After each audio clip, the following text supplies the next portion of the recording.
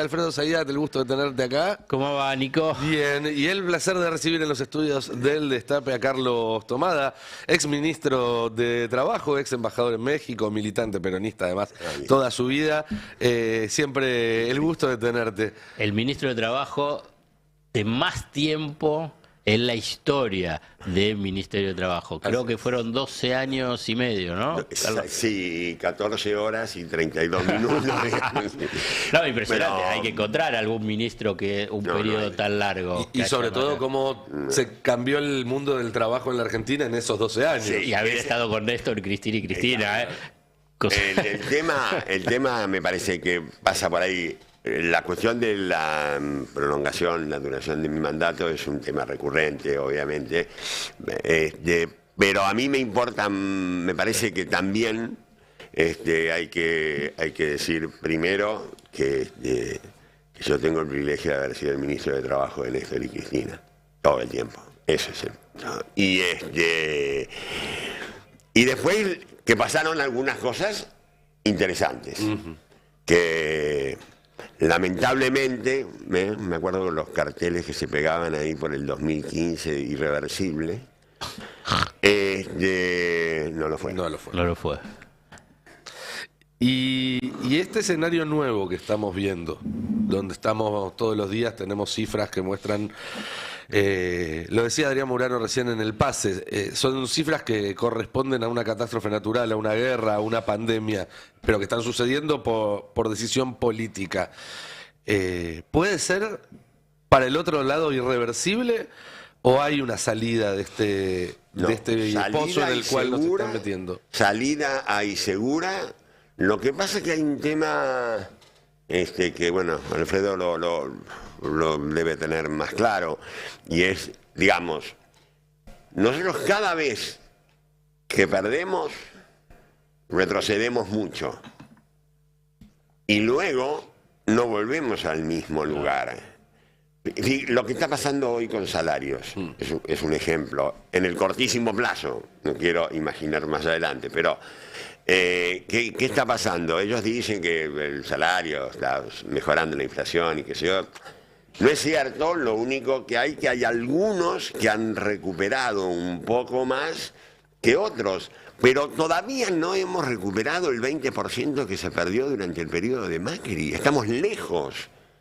Y lo que pasó en el gobierno de Alberto Fernández es que tampoco se recuperó ese 20%. Se hicieron esfuerzos, me consta, pero se recuperó algo o en algunas actividades. Pero todavía ni aquello se ha recuperado. Entonces, lo único que hay es que están perdiendo menos, nada más. Desde el 76 lo que se ve, si uno quiere ver un gráfico, es un serrucho descendente. Claro. Digamos, baja, sube un poquitito, baja, sube un poquitito, baja y sube un poquito, pero no estás nunca llegás allá, en el punto de salida de cuando viene el gran ajuste que fue el 76, con la convertibilidad, con Macri y ahora con Milei. Lo que ha pasado, perdón, siguiendo, bueno, nada, es que los tres periodos anteriores de ajuste neoliberal, digamos, de intentar imponer una hegemonía neoliberal, fracasaron.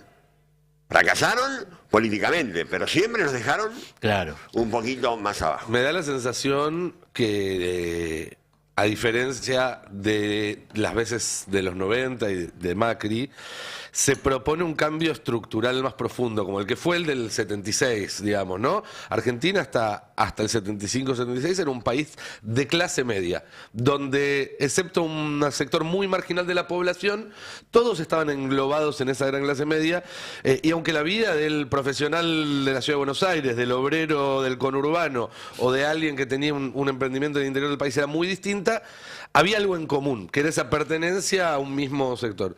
Pasamos a ser, después de la dictadura, un país con clase media, pero donde había ya un sector de la población que estratégicamente quedaba al límite de esos beneficios. Me da la sensación de que ahora nos quieren transformar en un país directamente sin clase media. ¿Se entiende, no? Sí, esa gradualidad. Absolutamente. A ver, hay algunos que estarán aburridos ya de escucharme. Yo, en estas circunstancias, lo que recomiendo, sobre todo teniendo los medios tecnológicos que hay hoy, que volver a escuchar el discurso del 3 de abril de José Alfredo Martínez de Oz. Ahí hubo una decisión consciente que han vuelto a repetir en cada oportunidad que han sido gobierno. Sí, sí. En democracia, lo hicieron en dictadura con 30.000 desaparecidos y todo lo otro, ¿sí? Para ejecutar ese programa que era lo que vos decís, era terminar con la estructura socioproductiva de la Argentina, dicho explícitamente, como lo puede decir un ministro de Economía, de una dictadura. Bueno, lo dijeron y lo ejecutaron bastante fuertemente en los 90 con Cavallo Menem. Lo de Macri fue la misma línea y ahora yo creo que están frente a la oportunidad y al deseo de realmente acabar con una estructura donde clase media, industria, trabajo, soberanía, en fin, todas esas cosas que el presidente no habla. Existe un concepto, una idea que la derecha, los sectores conservadores repiten una y otra vez, es que la legislación argentina quedó atrasada en 40, 50 años y que no tuvo ningún tipo de actualización. Y fundamentalmente en los convenios colectivos. ¿Es así? No. No, Bueno, no es así. sí, ahora lo explico, pero primero, no. Ajá. A ver, O sea que se como yo leo, modernizó. seguido los domingos a un periodista, el tema es así. Ninguno de los problemas serios que tiene nuestro país, ninguno de los problemas se resuelven con una reforma laboral. Primero, ninguno. Ninguno. Vos podés dejar la legislación como está, ni hacer un gobierno de crecimiento económico. Digo, a las pruebas me remito. En los 12 años se recuperaron millones de puestos de trabajo, se dinamizó la industria, en fin, podríamos seguir hablando. Junto con las cosas que por ahí nos hicieron también. Ahora, teníamos una legislación, yo diría, en algún sentido, visto desde la mirada neoliberal, más dura que la actual. De hecho, arrancamos con la doble indemnización. Teníamos doble indemnización. Y aún así se crearon puestos de trabajo. Así que, primero eso. Segundo, y está buena la pregunta, porque yo lo que observo es que la gente del ciudadano de a pie, como decía Mario Weinfeld de paso, recuerdo, el ciudadano de a pie ha comprado esta idea de la reforma. Yo estoy seguro, yo salgo a la calle y pregunto, ¿usted cree que hay que hacer una reforma laboral? Y todos van a decir que sí. Y no sé si me encuentro con algún sindicalista y también, ¿eh? Se anotan. Ahora, explícame, el sindicalista puede tener argumentos. Pero ¿cuál es el contenido? Eso bueno, claro, ese es el punto. ¿Qué reforma? Bueno, por eso. Porque parte del problema es entregarle el sentido de la palabra reforma a quienes quieren una reforma pro capital. Porque esa batalla la perdimos. ¿Cómo es posible que se utilice la palabra reforma laboral en la Argentina y sea sinónimo de flexibilidad, precarización, pérdida de derechos? Es la batalla cultural, estúpido, digamos. Sí, claro. También. Reforma laboral también es la reducción de la jornada laboral. Porque yo tengo una... Es el reparto de ganancias entre los trabajadores. ¿Una reforma moderna? Yo no sabés la cantidad de cosas modernas que tengo. Hay una pila de papeles. Todos los papeles son una reforma inclusiva, como hemos empezado a llamarla, entre quienes estamos trabajando. Porque yo no es que...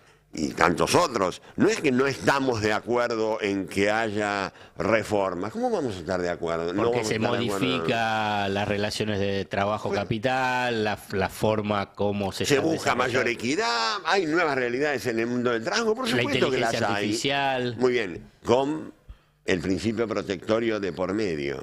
Con el principio protectorio. Lo que pasa es que ellos vienen desmontando, y digo vienen porque, bueno, algunas cosas van quedando, toda una concepción del derecho laboral con la que quieren terminar ahora. Que es la concepción de que el trabajador debe ser protegido por el derecho del capital porque es desigual el vínculo entre ambas partes. Porque hay asimetría, exactamente. Entonces, lo que estamos viendo es una reforma laboral que se ha planteado en la ley de bases, una reforma laboral que está pendiente en el DNU suspendido por la justicia, y el funcionario a cargo de la oficina de trabajo anunciando más reformas. La reunión de hoy con la CGT, supongo que le van a informar que de los 10 puntos van a empezar con la reforma laboral. Es decir, es una obsesión que tienen con el tema de la reforma laboral,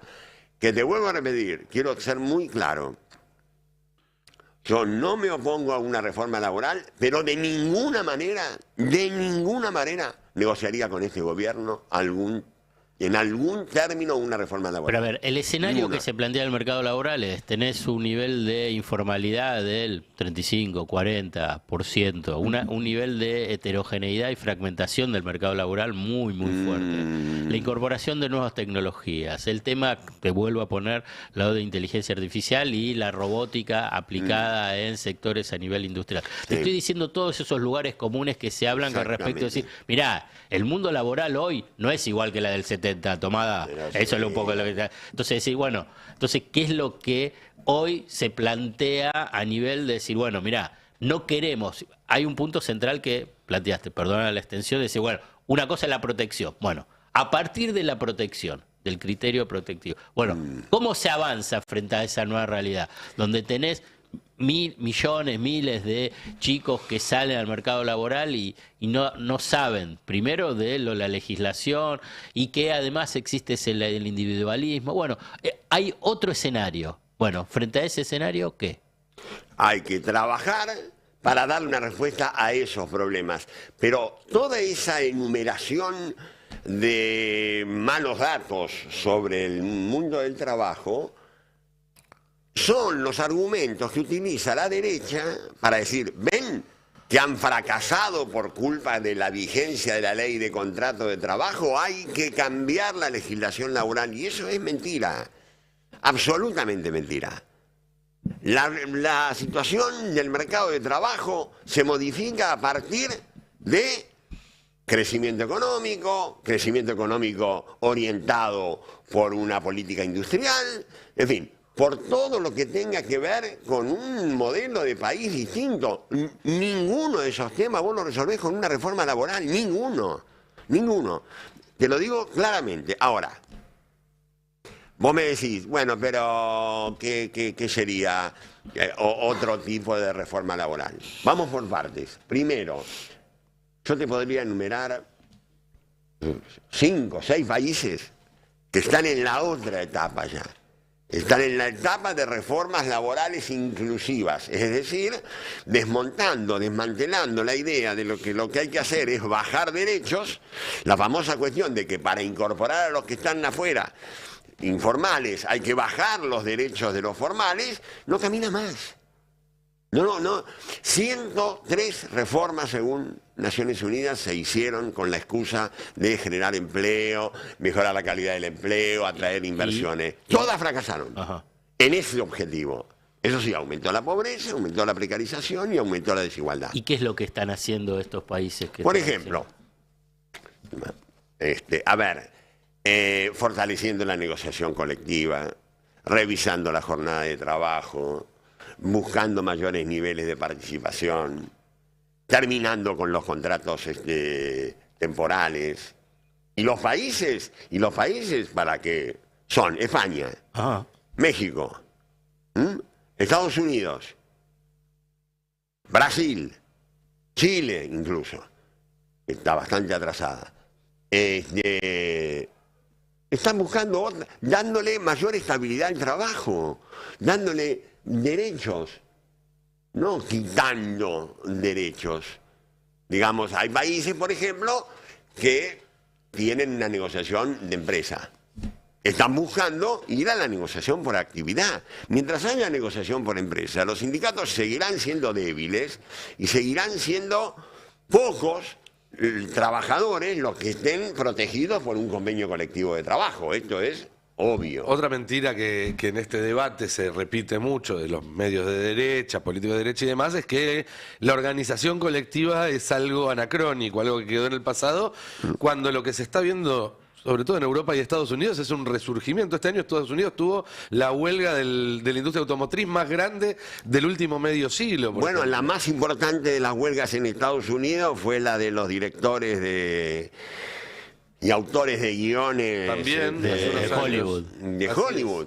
Digamos, Bueno, y Starbucks. y los de Amazon buscando Bueno, también. y Amazon formas y de- Starbucks, que eran los paladines del no sindicato, están cambiando y están empezando a formar sindicatos y no hay fuerza Pero que igual los ese pare. esquema hoy en Estados Unidos, a nivel de en comparación con la Argentina, sigue siendo muy flexible, ¿no? La economía de ellos, la Sí, relación, sí, claro. sí. Es como que no tenían nada y buscan algo. En Pero general, ese cuando haces algo- la comparación internacional con Argentina, es que si querés el esquema de el mercado laboral y legislación laboral nacida ya antes con el socialismo y después con el peronismo, el primero y el segundo peronismo, Sí. es una particularidad, no es Tienen algo. cosas más parecidas a Europa. De alguna manera los laboralistas se han nutrido más de la experiencia europea, del estado de bienestar. Bueno, es que nosotros, Argentina, ha sido un país que ha estado muy cerca de tener el estado de bienestar y bueno, y como vos dijiste antes, eso se fue demoliendo y hoy estamos como estamos. Y con un agravante, porque históricamente había una pelea entre el capital y el movimiento obrero organizado, Sí. que era una pelea sectorial, si se quiere, que tenía ramificaciones políticas, obviamente, pero que era una pelea sectorial. Hoy, cuando vemos cómo se fortalecen en todo el mundo esto que se llama nuevas derechas Sí. y demás, hacen del antisindicalismo, de la antiorganización, una de sus banderas políticas más importantes. Sí. Del individuo contra el movimiento obrero organizado, contra cualquier forma de representación intermedia que está en el epicentro de la batalla cultural, si se quiere. Milei ha llegado a plantear, metafóricamente, ha llegado a plantear que en realidad él cree en la relación individual entre empresario y trabajador. Esto significaría que las reglas, podríamos derogar toda la ley laboral. Las reglas serían el derecho civil y el derecho comercial.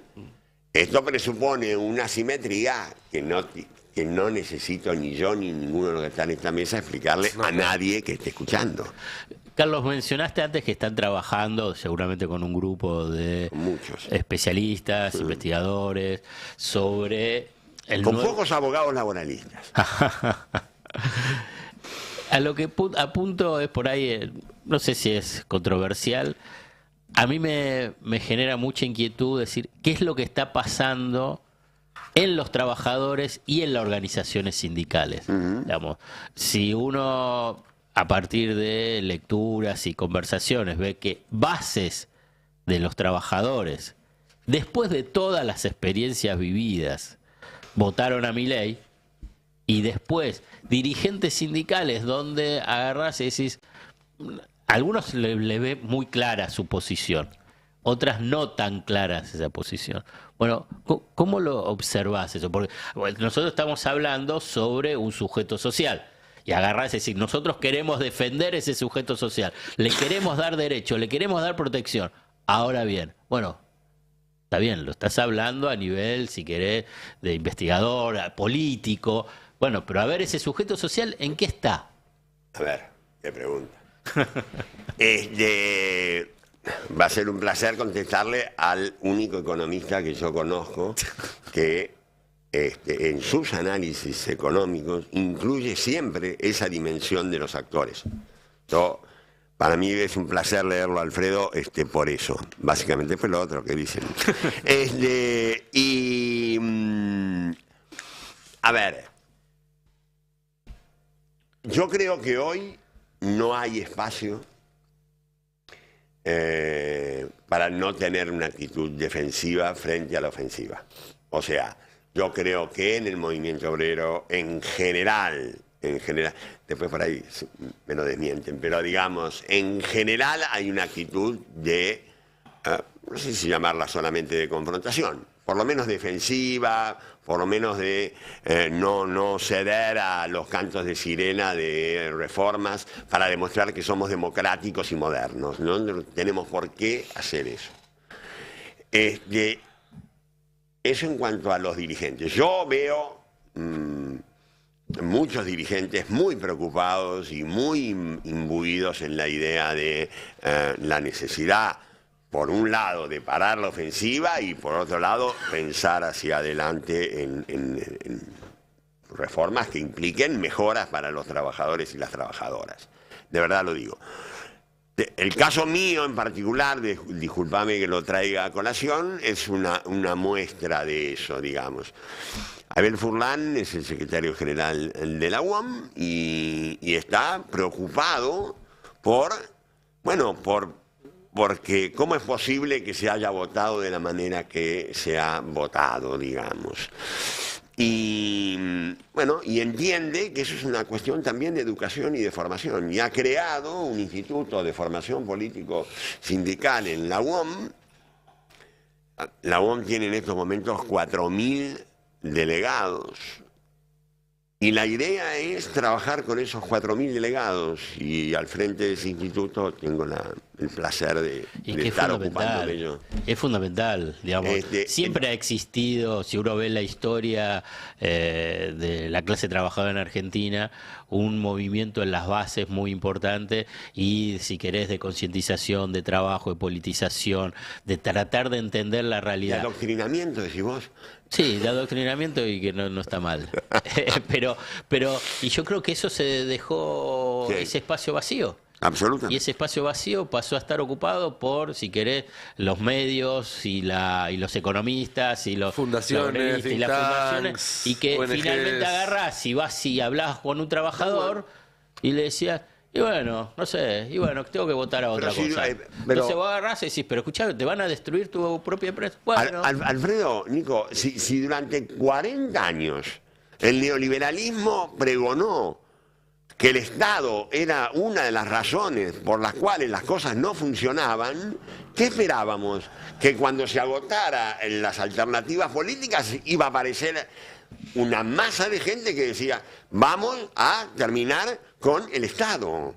Y eso también se montó sobre una serie de operaciones, y quiero volver también a tu experiencia, los 12 años en el Ministerio de Trabajo, porque yo estoy seguro de que si uno sale a la esquina, para usar la figura que vos decías hace un rato, y le preguntamos a 10 personas, la mayoría va a decirte que el kirchnerismo, y sobre todo el kirchnerismo en los 12 años de gobierno de Néstor y Cristina, fue el gran creador de planes sociales, y que la Argentina se llenó de planes sociales durante el kirchnerismo, cosa que es falso, ¿no?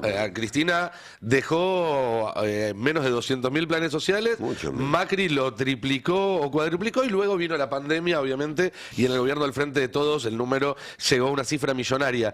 Pero está tan instalado al peronismo como un partido pobrista, como un partido que busca en todo caso... Planero. Forma parte de la campaña. Forma parte de la campaña. A mí ¿Cómo se desarma eso? Claro, todos los días. Yo puedo decirlo todos los días. Que para alguien, te juro, no es una frase. Y me dice, gracias, yo soy uno de los 5 millones de puestos de trabajo. Todos los días alguien te agradece por haberle dado un puesto de trabajo. Sí. Absolutamente. Entonces, ¿y cómo fue que quedamos en este lugar tan equívoco? Y del que algunos peronistas se enamoraron, Cristina lo denunció. Algunos peronistas yo no sé si ustedes se acuerdan, pero Cristina lo denunció cuando presentó el libro. Cuando presentó, sinceramente, en aquel momento, no sé qué era, 2018, 2017. Más 18. Te digo porque me llamó por teléfono y no me dijo para qué era. Pero me llamó por teléfono para preguntarme. Cuando yo me hago cargo cuando el gobierno se hace cargo del gobierno, yo me acuerdo porque firmé, me temblaba la papada, 2.300.000 planes jefes y jefas de hogar. Acordémonos que el plan Jefes y Jefes de Hogar fue una de las razones por las cuales no se incendió el país, ¿no? Estás hablando mayo del 2003. Mayo del 2003. ¿Cuándo nos fuimos? Diciembre del 2015. No eran 200, eran menos de 100.000 los planes que quedaban. ¿Por qué? Porque se habían creado 5 millones de puestos de trabajo, porque había otra estructura, digamos, se había recuperado la industria. Había una UH que también cubría ese flanco. Y además habíamos hecho 2 cosas más, que yo creo que son las más importantes, la UH y la recuperación del sistema previsional. Entonces vos tenés los 5 millones de puestos de trabajo, la UH y la recuperación de la administración de los fondos jubilatorios. Bueno, socialmente éramos otro país. No logramos, teníamos una oposición muy fuerte, en fin, bueno, ¿para qué vamos a hablar ahora? No lo logramos consolidar. ¿Por qué? Porque somos planeros. Bueno, porque las negras también juegan. Las negras también juegan, exactamente. en el juego ahí. Exactamente. Porque hay un punto, tocaste es el tema de la UH y yo creo que si tengo que encontrar un plan o si querés una medida estructural fue esa, ¿no? ¿Sí? Porque es la entrega de un derecho. Y yo creo que el gobierno, el kirchnerismo batalló mucho sobre eso, sobre ese concepto. Pero un montón, ¿eh? Un montón. Yo creo que si uno tiene que encontrar... Pero ¿por qué, pasado un tiempo, el tema de la UH en el propio territorio genera una situación de decir, ella recibe o él recibe la UH y yo trabajo... y no recibo la UH. A ver. ¿Me entendés lo que digo? Porque la verdad te digo, es uno de los, además, elogiado por el Banco Mundial, por las organizaciones internacionales. Y en su funcionamiento también, no en su creación. El funcionamiento impecable. Fue impecable, digamos. Nadie puede decir nada de eso, pero después es que perdió esa densidad valorativa. A ver, intento una respuesta. Cuando Cristina nos encarga a 2 o 3 que trabajemos en silencio y sin decir, como siempre. En el tema del agua, lo que a mí me dice es, vos preocupate porque no haya diferencia entre el pase de desocupado a ocupado. O sea, que no incida en el mundo del trabajo formal. ¿Sí? Bueno, después de darle vueltas, todo fue muy discutido y qué sé yo, la solución fue la más sencilla, es la UH tiene el mismo valor que la asignación familiar que cobra cualquier trabajador, con lo cual la cobras como desocupado y el día que pasas al empleo formal seguís cobrando lo mismo, ¿sabes? Y a la inversa también. Pero ¿qué pasó? Creo yo. La UH se terminó asimilando a otra cosa, que eran los planes sociales. Claro, exacto. Y ahí quedó enredada, porque además había una idea de que la UH era una política que queríamos instalar, pero muy dependiente de si alcanzábamos el pleno empleo. Es decir, si alcanzábamos el pleno empleo, a lo mejor la UH no era necesaria, digamos. Está dicho, incluso lo dijo en el discurso de presentación. Sí, el pleno empleo formal, ¿no? Formal. Seguía, bueno, Cristina en eso fue muy consecuente. Bueno, en varios temas, pero digo, ahí lo dijo clarito en el discurso de presentación de la UH. Nosotros seguimos luchando y teniendo como objetivo el pleno empleo. Pero mientras tanto, esta es una de las formas de universalizar un derecho. Claro, pues la idea es crear derechos universales.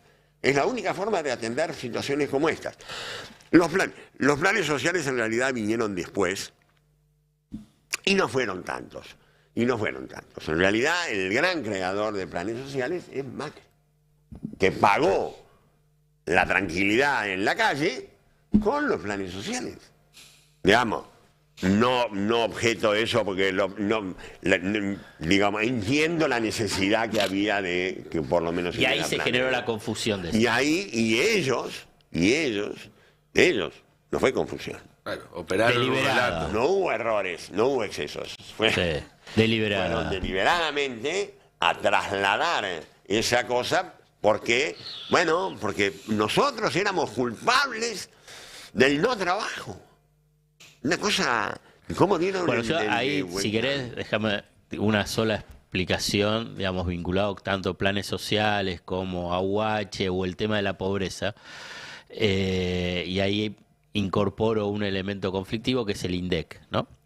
Entonces, ¿qué es lo que hizo Macri? Digamos, frente a un problema vinculado con la credibilidad, no voy a entrar en el debate, de la credibilidad de los números del INDEC, Macri lo que hizo fue modificar cómo se elabora el índice de pobreza e indigencia, estableciendo pautas hiper exigente a nivel de la canasta monetaria. Y entonces, ¿cuál era la idea que circulaba? Era, la pobreza es del 35%, ¿no?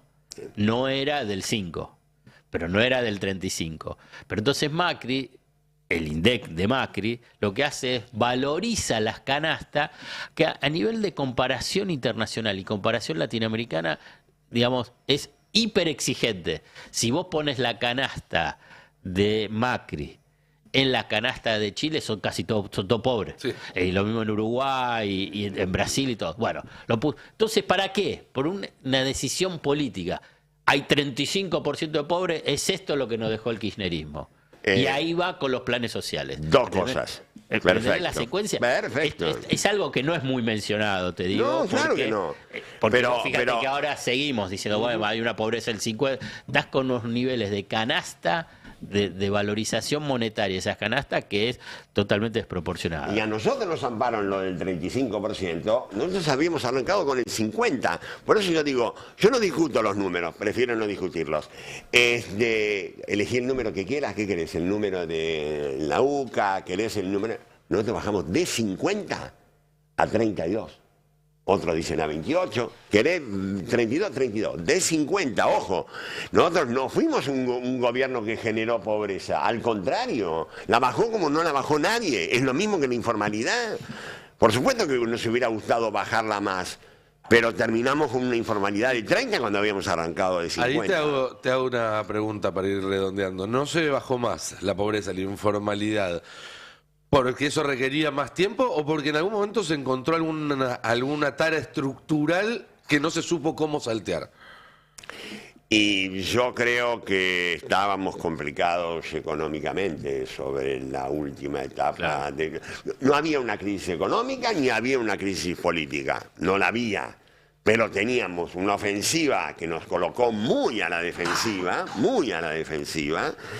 y no pudimos, digamos, la gestión de Axel, digamos, intenta ponerla en orden a la economía y llegar y terminar el mandato. Yo creo que era necesario un relanzamiento de la economía sin grandes cambios, nada por el estilo, un relanzamiento. Y creo que podríamos haber seguido bajando tanto el empleo negro, no tengo ninguna duda. Nos sacamos una ley, no paramos hasta último momento de hacer cosas para bajar. Sacamos una ley que fue la última que Cristina me dijo, basta. Hasta acá. Esta y basta. Que es la ley que Macri deroga o sustituye enseguida, que era hasta ahora todavía quedaba subsistente una institución que es el registro de las empresas que tienen trabajo no registrado, que nosotros lo utilizábamos como sanción social, Sí, claro. digamos. Ahora lo derogaron. Bien. Carlos, muchísimas gracias por tu visita y por compartir con nosotros tu experiencia. No. Para mí un gusto venir, poder conversar. Hay tantas cosas que hablar en estos tiempos y soy yo el que agradezco que haya este medio y que se pueda hablar y que se pueda dar la pelea, la batalla que tenemos que dar. Y en eso los medios son fundamentales. Gracias. No, gracias a vos. Cuando volvamos vamos a seguir